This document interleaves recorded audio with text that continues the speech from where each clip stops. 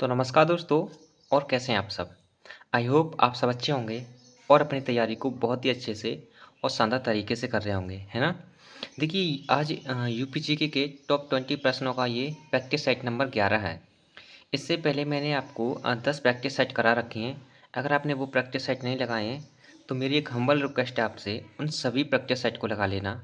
मेरा दावा है, मुझ पर यकीन कर लो एक बार, यूपीजीके का आपका एक भी प्रश्न आपसे नहीं बचेगा। ठीक है, तो आइए शुरू करते हैं। स्वागत आप सभी का आज की इस क्लास में। देखिए पहला प्रश्न क्या कहता है। पहला प्रश्न कहता है कि यूपी में जो बटेश्वर मेला लगता है ना, इसका आयोजन यूपी के किस जिले में होता है ना? ये तो पता चल गया। देखो इसी प्रश्न से आपको दो प्रश्न देखने को मिल रहे हैं। पहला कि बटेश्वर मेले का आयोजन अगर राज्य के रेफरेंस में पूछे तो आपका आंसर होगा कि यूपी में लगता है, लेकिन यूपी के किस जिले में लगता है तो आपका आंसर होगा ये यूपी के आगरा जिले में लगता है। कहाँ पर? आगरा जिले में। ठीक है, तो आपका आंसर होगा कि यूपी में बटेश्वर मेला आगरा में लगता है। ठीक है, मेलों से संबंधित प्रश्न है।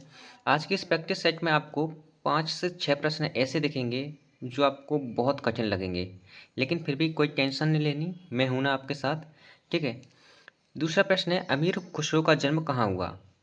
अमीर खुसरो का जन्म अपने उत्तर प्रदेश में ही हुआ था, लेकिन किस गांव में हुआ था? तो आपका आंसर होगा पटियाली गांव। पटियाली एक गांव का नाम था। ठीक है, ये पहले तो एटा के अंतर्गत आता था, एटा के अंतर्गत, लेकिन अब एटा से एक नया जिला बन गया है, एटा से अलग होकर कासगंज। तो अब ये कासगंज के अंतर्गत आता है। ठीक है, इतना याद रखना। ओके, पहले ये पटियाली एटा के अंतर्गत आता था। ठीक है, अगला प्रश्न है यूपी के लोकगीतों से संबंधित प्रश्न है। प्रश्न कह रहा है कि बधाई किस क्षेत्र का लोकगीत है ना? बधाई किस क्षेत्र का लोकगीत है? तो देखिए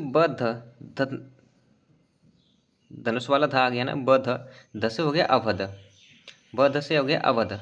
ठीक है, वध से हो गया अवध। तो ये किस क्षेत्र का लोकगीत है? तो आपका आंसर होगा अवध क्षेत्र का। ठीक है, अगला प्रश्न है कि देखिए ये यूपी के जो प्रमुख मंदिर है ना, उनसे संबंधित है। ये कह रहा है कि कहूम मंदिर किस जिले में है? कहूम मंदिर, एक तो आपको पता चल जाएगा कि ये यूपी में है, लेकिन अगर आपसे जिले की रेफरेंस में पूछिए कि किस जिले में है तो आपका आंसर होगा ये है आपके देवरिया जिले में। पैनल हो गया, एक मिनट, आपके देवरिया जिले में।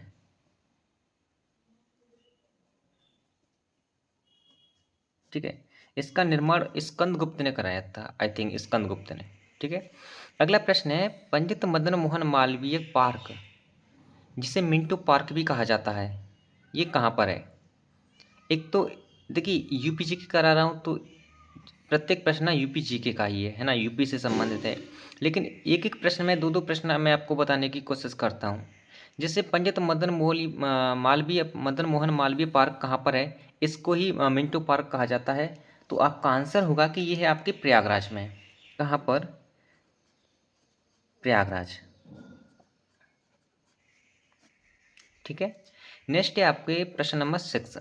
प्रश्न नंबर 6 देखिए ये ताजमहल से संबंधित प्रश्न है, लेकिन ये मैंने थोड़ा गहराई में जाके लिया है। इसमें पूछा गया है कि ताजमहल के वास्तुकार कौन थे? देखिए ताजमहल का निर्माण कराया था शाहजहां ने, ये आप सबको पता होगा, लेकिन अगर एग्जामिनर थोड़ा आपसे चालाक हुए, है ना, वैसे तो वो चालाक ही होते हैं, तो वो आपसे पूछ सकते हैं कि ताजमहल के वास्तुकार कौन थे? तो आपका आंसर होगा ताजमहल के वास्तुकार का नाम था उस्ताद अहमद, उस्ताद अहमद लाहौरी, उस्ताद अहमद लाहौरी। ठीक है, अगला प्रश्न है यूपी में पल्स पोलियो का शुभारंभ किसने किया? ये एक योजना है। यूपी में पल्स पोलियो का शुभारंभ किसने किया? तो आपका आंसर होगा सीएम योगी जी ने। शॉर्ट में ही लिख लो, योगी आदित्यनाथ जी। ठीक है, सीएम योगी जी ने, यानी मुख्यमंत्री योगी जी ने कब शुभारंभ किया? तो आपका आंसर होगा 18 सितंबर 2022 को। 18 सितंबर 2022 को इसका शुभारंभ किया था। ठीक है, अगला प्रश्न है प्रश्न नंबर 8। ये पूछ रहा है कि राष्ट्रीय जलवायु सम्मेलन 2023 का आयोजन कहाँ हुआ? ये यूपी की जो करंट अफेयर है ना, उनसे संबंधित प्रश्न है, तो इसमें 3-4 प्रश्न आपको देखने को मिलेंगे। प्रश्न नंबर 8 कह रहा है कि राष्ट्रीय जलवायु सम्मेलन 2023 को आयोजन कहाँ 23 का आयोजन कहाँ हुआ? तो आपका आंसर होगा, इसका आयोजन हुआ लखनऊ। इसका आयोजन दो व्यक्तियों ने किया था, एक तो अपने सीएम थे, एक तो अपने सीएम योगी थे, एक और थे, ठीक है। उनके बारे में जानने की इतनी ज़रूरत नहीं है। अगला प्रश्न है प्रश्न नंबर 9। प्रश्न नंबर 9 कहता है कि इलाहाबाद हाई कोर्ट के वर्तमान मुख्य न्यायाधीश कौन है? इलाहाबाद हाई कोर्ट के वर्तमान मुख्य न्यायाधीश कौन है? तो इसका आंसर होगा आपके वर्तमान न्यायाधीश हैं आपके न्यायमूर्ति प्रतींकर, न्यायमूर्ति प्रतींकर दिवाकर, प्रतींकर दिवाकर, ठीक है। ये है आपके वर्तमान इलाहाबाद हाई कोर्ट के जो वर्तमान मुख्याधीश, ठीक है। अगला प्रश्न है यूपी की झीलों से। तो ये कह रहा है कि फुलहर झील यूपी के किस जिले में है? फुलहर झील यूपी के किस जिले में है? तो आपका आंसर होगा पीलीभीत, पीलीभीत जिले में, ठीक है। प्रश्न नंबर 11 है यूपी में यानी उत्तर प्रदेश वन निगम की स्थापना कब की गई? उत्तर प्रदेश वन निगम की स्थापना कब की गई? तो आपका आंसर होगा, ये थोड़ा बहुत गहराई से प्रश्न लिया है मैंने, 25 नवंबर 1974 को उत्तर प्रदेश वन निगम की स्थापना की गई थी, ठीक है। देखिए मैं जितने भी इम्पोर्टेंट प्रश्न ला रहा हूँ ना, मेरा यकीन मान लो ये 400 से 500 प्रश्न आपका यूपी जीके को बेस्ट कर जाएंगे, ठीक है। आपका एक भी प्रश्न नहीं बचेगा अगर आपने इन सभी प्रश्नों की प्रैक्टिस कर ली तो, ठीक है। अगला प्रश्न है, देखो अगला प्रश्न क्या कहता है कि कैमूर वन्यजीव विहार कहाँ पर है?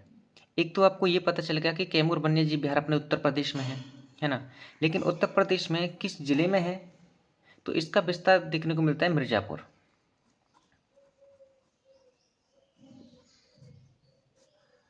मिर्जापुर, ठीक है। अगला प्रश्न है प्रश्न नंबर 13। ये कह रहा है कि ओखला पक्षी वन्यजीव विहार कहाँ पर है? ओखला पक्षी वन्यजीव विहार कहाँ पर है? तो इसका आंसर होगा आपका गौतम बुद्ध नगर, GBN, गौतम बुद्ध नगर, ठीक है। अगला प्रश्न है प्रश्न नंबर 14। ये कह रहा है कि यूपी में गेंडा किस क्षेत्र में पाया जाता है? यूपी में जो गेंडा पाया जाता है ये किस क्षेत्र में पाया जाता है? तराई क्षेत्र में, भावर क्षेत्र में, ठीक है, ये गंगा दोआब के क्षेत्र में। तो आपका आंसर होगा ये पाया जाता है आपके तराई क्षेत्र में, तराई क्षेत्र, ठीक है। प्रश्न नंबर 15 कि गेहूं, सरसों व चना कौन सी फसल के अंतर्गत आती हैं? रबी की फसल, खरीफ की फसल या जायद की फसल? तीन प्रकार की फसलें देखने को मिलती हैं उत्तर प्रदेश में। तो जो गेहूं है ना, गेहूं, सरसों व चना, तम्बाकू ही आपकी, ये सभी फसलें आती हैं आपके रबी की फसल के अंतर्गत, रबी की फसल, ये रबी की फसलें हैं, ठीक है। कैसी फसलें हैं? ये रबी की फसलें हैं। अगला प्रश्न है प्रश्न नंबर 16। ये बहुत ही इंपॉर्टेंट प्रश्न है, ठीक है। फल के उत्पादन से संबंधित और फल का नाम है संतरा। कि उत्तर प्रदेश में संतरे का उत्पादन कहाँ होता है? उत्तर प्रदेश में संतरे का सर्वाधिक उत्पादन कहाँ होता है? किस जिले को संतरे का उत्पादक जिला कहा जाता है? तो आपका आंसर होगा सहारनपुर, ठीक है। क्या होगा? सहारनपुर। देखिए आपसे एक मेरी छोटी सी रिक्वेस्ट है, अगर आपको प्रश्नों का लेवल अच्छा लगता है, मेरे समझाने का तरीका आपके माइंड में सेट होता है, तो आप एक हम्बल रिक्वेस्ट है आपसे मेरी कि क्लास को बस लाइक कर दिया करो और अपने उन दोस्तों के पास ज़रूर शेयर कर दिया करो जिन्हें यूपीजीके में कोई प्रॉब्लम आ रही है। देखिए जब आप उनकी हेल्प करोगे ना तो आपको भी बहुत अच्छा लगेगा, ठीक है। अगला प्रश्न है प्रश्न नंबर 17। प्रश्न नंबर 17 कह रहा है ये यूपी के जो प्रमुख खनिज वगैरह है ना उनसे संबंधित है कि यूपी में हीरा कहाँ पाया जाता है? जैसे यूरेनियम पाया जाता है ना आपके ललितपुर में, हीरा कहाँ पाया जाता है? तो हीरा बेसिकली पाया जाता है बांदा, बांदा। अगर बांदा ऑप्शन में ना हो तो मिर्ज़ापुर, इन दोनों ही जगह पर हीरा पाया जाता है, ठीक है।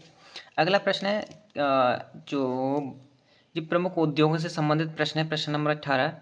ये पूछ रहा है कि चीनी मिट्टी के बर्तन का मुख्य केंद्र कहाँ पर है?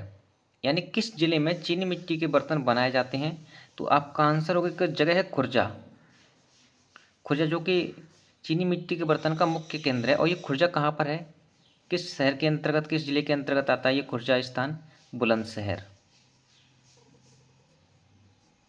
बुलंदशहर, ठीक है। अगला प्रश्न है प्रश्न नंबर 19। प्रश्न नंबर 19 का देखिए, इनके मैंने पहले ही आंसर लिख रखे हैं क्योंकि आपका टाइम भी सेव करना है और आपके पास कम समय में बहुत सारी चीज़ें पहुंचानी है मुझे, और जो कि एग्जाम को टारगेट करके, है ना। प्रश्न नंबर 19 है, कपड़ा अनुसंधान संस्थान यूपी में कहाँ पर है? यूपी की बात कर रहे हैं ना हम। यूपी में कपड़ा अनुसंधान संस्थान कहाँ पर है? तो आपका आंसर होगा गाजियाबाद नगर में। ठीक है। यही है प्रश्न नंबर 20, जो कि मोस्ट इंपोर्टेंट प्रश्न है, संगीत घरानों से संबंधित प्रश्न है ये। प्रश्न पूछ रहा है कि पंडित किशन महाराज किस घराने के तबला वादक हैं? देखिए, इस प्रश्न से आपको दो प्रश्न देखने को मिल रहे हैं। पहला तो अगर आपसे पूछा जाए कि पंडित किशन महाराज किस वादन के लिए जाने जाते हैं या बजाते हैं, तो आपका आंसर होगा ये तबला वादक हैं। ठीक है। अब किस घराने से संबंधित हैं, तो आपका आंसर होगा ये बनारस घराने से संबंधित हैं। ठीक है। आज के इस प्रैक्टिस सेट में हमने यही 20 मोस्ट इंपॉर्टेंट प्रश्न रखे हैं। आपको इन प्रश्नों का लेवल कैसा लगता है? आपको मेरे समझाने का तरीका आपके समझ में आता है या नहीं? इसका आंसर आप कमेंट करके ज़रूर दिया करें। अपना फीडबैक दे दिया करो मुझे, ताकि मुझे भी अच्छा लगे, है ना, कि मैं जो आपको पढ़ा रहा हूँ वो आपके एग्ज़ाम में आपकी हेल्प कर रहा है या नहीं कर रहा है, ये मुझे आपसे ही पता चलेगा। और मैं इतना दावा करता हूँ, ये 400 से 500 के प्रश्नों की प्रैक्टिस आपको यूपी जीके में सबसे आगे ले जाएगी। ठीक है। तो चलिए मिलते हैं नेक्स्ट प्रैक्टिस अगले प्रैक्टिस सेट में। धन्यवाद।